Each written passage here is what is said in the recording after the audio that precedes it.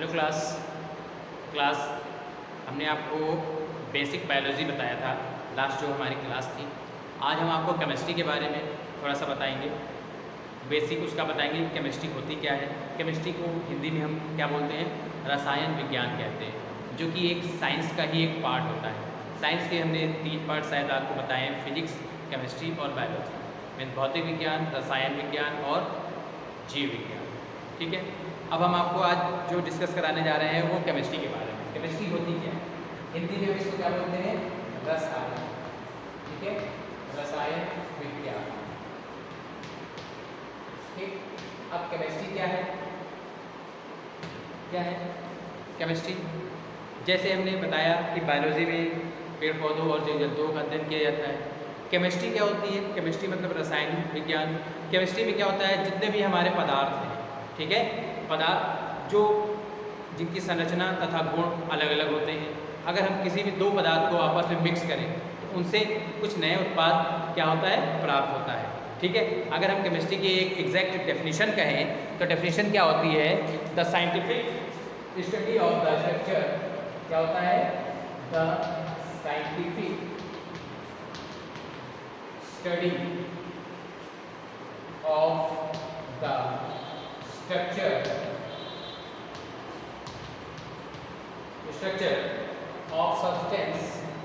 of substance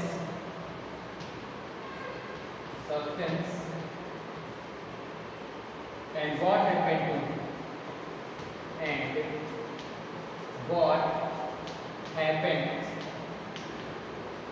to them in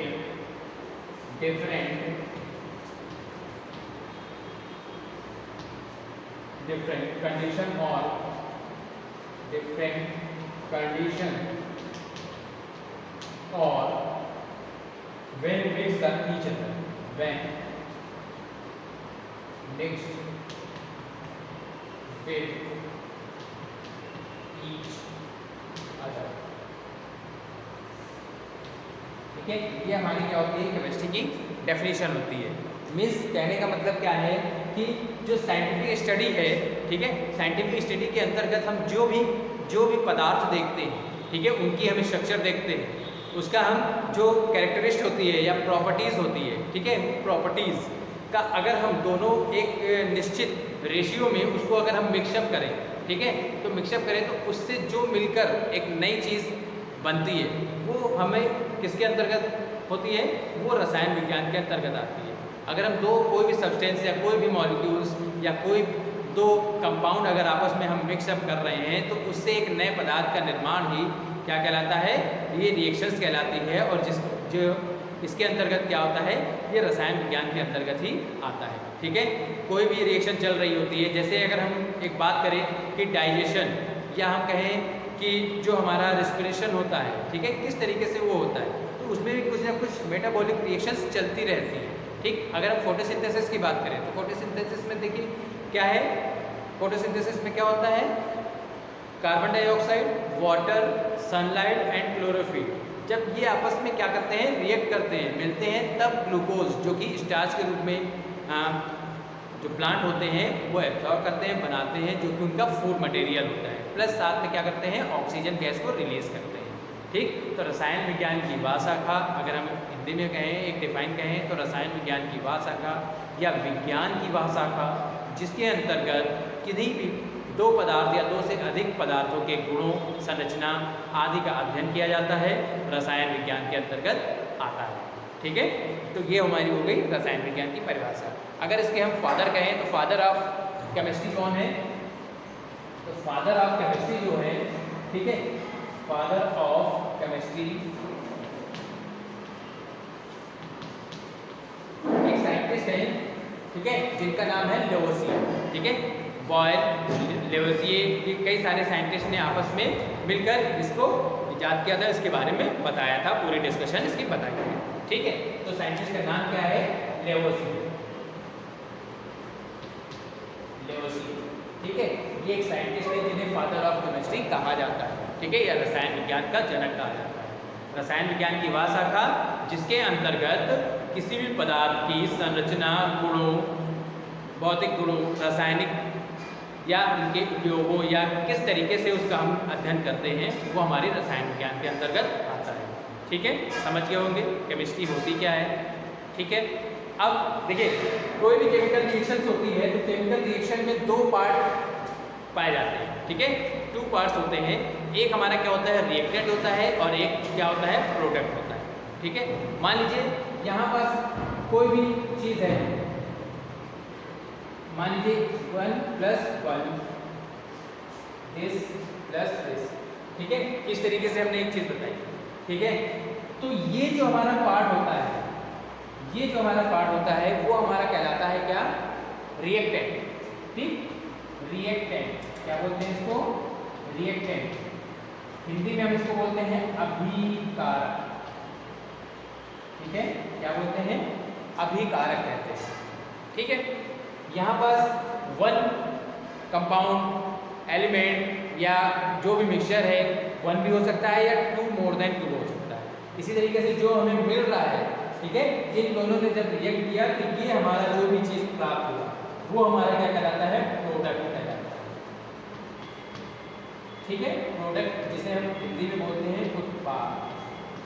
ठीक है, तो क्या है, कोई भी केमिकल रिएक्शंस या रासायनिक अभिक्रियाएं जब चलती हैं तो उसमें दो मुख्य चीज़ें पार्टिसिपेट करती हैं जिन्हें हम अभिकारक और उत्पाद कहते हैं, जिसे रिएक्टेंट और प्रोडक्ट कहा जाता है। समझ गए होंगे इसको। ठीक, अब अगर हम इसमें कोई भी चीज़ें अगर हम किसी की रिएक्शन बताएं तो यहाँ पास मान लीजिए कोई भी चीज़ है, मान लीजिए ये लिखा हुआ है Zn, जिंक जिसे बोलते हैं, प्लस H2SO4। ठीक है, H2SO4, H2SO4 क्या होता है, सल्फ्यूरिक एसिड होता है। ठीक, ये हमारा क्या है, जिंक, जो कि एक मेटल है। ठीक है, जब एक मेटल किसी एसिड के साथ रिएक्ट करता है और ये दोनों चीज़ जो हो गई है इसको हम क्या कहते हैं, रिएक्टेंट कहते हैं। ठीक है, तो हमारा लेफ्ट साइड में पार्ट है वो हमारा क्या कहलाता है, रिएक्टेंट या अभिकारक जिसे हम बोलते हैं। ठीक है, ये हमारा एसिड है। ठीक, जब एसिड किसी भी जो हमारा जिंक है, एक मेटल है, रिएक्ट करता है तो ये क्या करता है, जो हाइड्रोजन है या हम ये कहें कि जो जिंक है वो हाइड्रोजन को डिस्प्लेस कर देता है। ठीक है, हिंदी बोलते हैं प्रतिस्थापित करना। ठीक, तो ये क्या कर देगा, इसको रिएक्टेड डिस्प्लेस कर देगा। डिस्प्लेस करने के बाद क्या करेगा, ये हाइड्रोजन जो है उसको हटा देगा।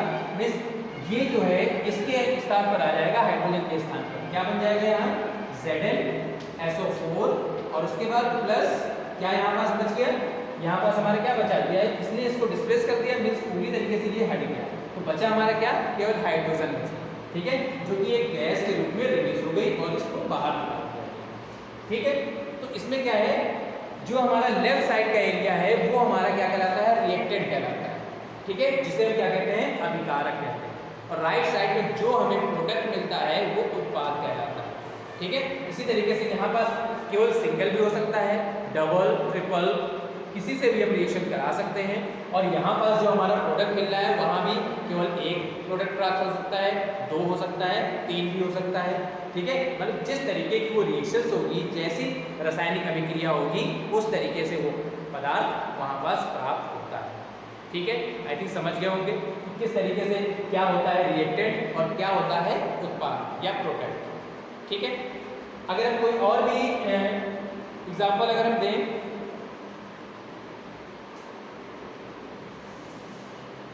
दूसरा अगर एग्जाम्पल हम दें तो मान लीजिए यहाँ लिखा है N2 क्या होती है, नाइट्रोजन गैस होती है। ठीक है, उसके बाद ये हमारा है H2, ठीक है, जिसे हाइड्रोजन गैस कहते हैं। जब अब ये क्या होता है, दोनों ये हमारे रिएक्टेंट कहलाते हैं। ठीक, अब इनसे जो उत्पाद मिलकर बनेगा तो वो हमारा क्या बनेगा, जब ये दोनों आपस में रिएक्ट करते हैं तो बनाते हैं NH3 जिसे हम अमोनिया कहते हैं। ठीक है, ये हमारा क्या हो गया, प्रोडक्ट हो गया, जो कि केवल एक ही प्राप्त हुआ। ठीक है, अगर हम इसे बैलेंस करना होगा तो नंबर ऑफ मॉलिक्यूल्स हम देखते हैं। यहाँ पर देखिए नंबर ऑफ मॉलिक्यूल्स कितने हैं, नाइट्रोजन जो है वो 2 मॉलिक्यूल्स है, हाइड्रोजन कितने हैं, 2 मॉलिक्यूल्स है। लेकिन यहाँ पास जो नाइट्रोजन है वो केवल 1 है। ठीक, और यहाँ पास 2 है। तो इसके आगे अगर हम 2 यहाँ पास लिख दें तो 2 नाइट्रोजन कंप्लीट हो जाएंगे, ठीक है। फिर देखते हैं हाइड्रोजन यहाँ 2 है, लेकिन यहाँ देखिए ये इसका मल्टीपल है, ठीक है, ये इसके गुणे में आता है। तो 2 3 जा 6 हाइड्रोजन यहाँ है। तो यहाँ पास क्या अगर हम करते हैं, यहाँ अगर 3 करते तो 3 2 जा 6 हाइड्रोजन हो जाएगा। तो ये क्या हो गया, हाइड्रोजन हो गया, ठीक। तो क्या है, जब नाइट्रोजन और हाइड्रोजन गैसेस आपस में रिएक्ट की तो हमें अमोनिया एक गैस जो होती है वो प्राप्त होती है, ठीक है। ये क्या है, अब इसमें देखिए कभी कभी देखा होगा रिएक्शंस पे कि कभी कभी डेल्टा साइन दिया होता है, या कभी कभी PD MO इस तरीके से आयरन इस तरीके से चीजें एरो के ऊपर होती है, एरो के ऊपर, ठीक है। एरो क्या शो करता है कि जो गिव्स अस हो रहा है, मतलब जो हमें उत्पाद प्राप्त कर रहा है, ठीक है, वो हमारा एरो के अकॉर्डिंग होता है, ठीक है। तो यहाँ पास क्या है, जो डेल्टा साइन है, डेल्टा साइन मान लीजिए हमने यहाँ पास ऐसे लगा दिया, तो डेल्टा साइन क्या होता है, हीट करने का साइन होता है इन केमिस्ट्री, ठीक है। तो डेल्टा होता है वो हीट, मतलब इन दोनों को जब हीट किया गया, जब गर्म किया गया, तब जाके हमें ये प्राप्त हो रहा है। अगर हम दोनों चीज़ ऐसे ही डिजॉल्व कर दें तो यहाँ पास जो हमें प्रोडक्ट मिलेगा वो प्रोडक्ट मिलेगा ही नहीं, ठीक है। ये चीज़ें होती हैं, समझ गए। कभी कभी आपने देखा होगा कि कोई भी चीज़ लिखी हुई है, वहाँ पास लिखा है ब्रैकेट में इस तरीके से लिखा होता है G, या ब्रैकेट लिखा होता है S, ठीक है, और ब्रैकेट लिखा होता है L, ठीक है। तो इनका मतलब क्या होता है, इनका मीन्स ये होता है कि अगर G लिखा है तो वो एक गैस है, ठीक है। मतलब मान लीजिए नाइट्रोजन है, नाइट्रोजन के आगे इस तरीके से G लिख दिया गया है, ठीक। तो ये क्या है, एक गैस है, ठीक है, इसीलिए G को शो करता है, समझ गए। अगर S दिया है मतलब कोई भी चीज़ वो सॉलिड होती है, ठीक है। S का मतलब क्या है, सॉलिड, ठीक है, वो चीज़ क्या है, सॉलिड में आती है।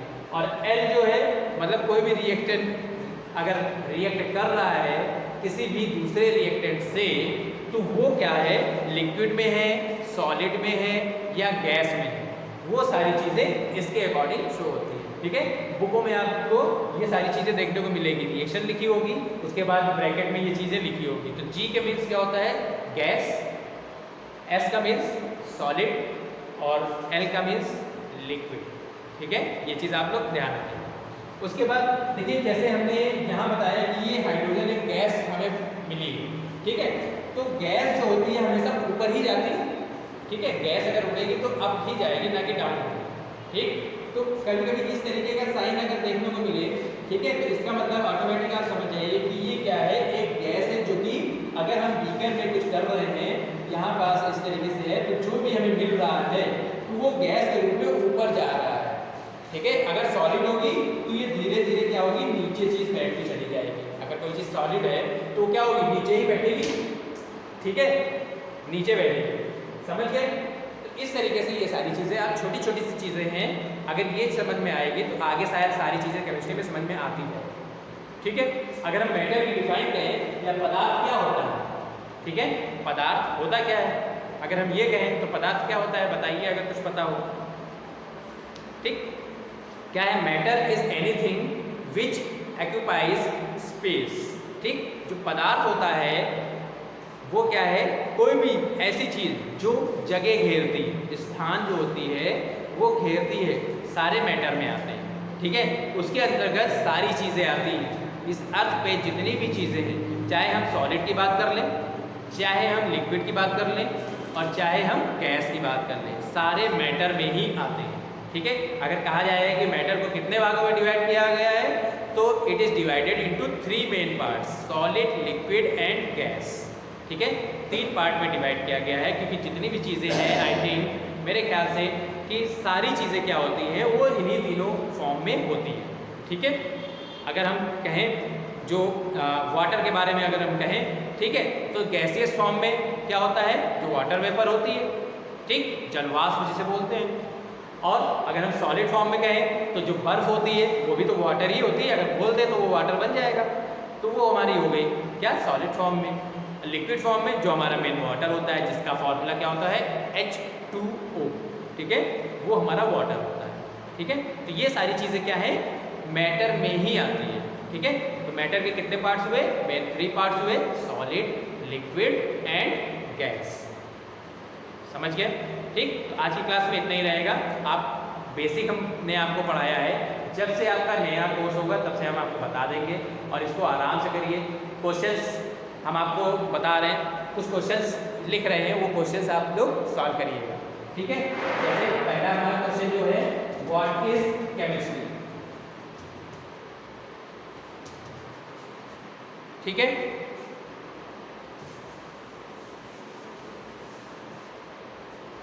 पहला जो क्वेश्चन है व्हाट इज केमिस्ट्री। सेकंड हमारा क्वेश्चन जो है, who is the father of chemistry. Next question हमारा जो बनता है, व्हाट इज रिएक्टेंट, ठीक है। हिंदी में क्या है? रसायन विज्ञान क्या है। दूसरा क्वेश्चन है, रसायन विज्ञान के जनक कौन होते हैं, ठीक है। थर्ड हमारा जो क्वेश्चन है, एक्सप्लेन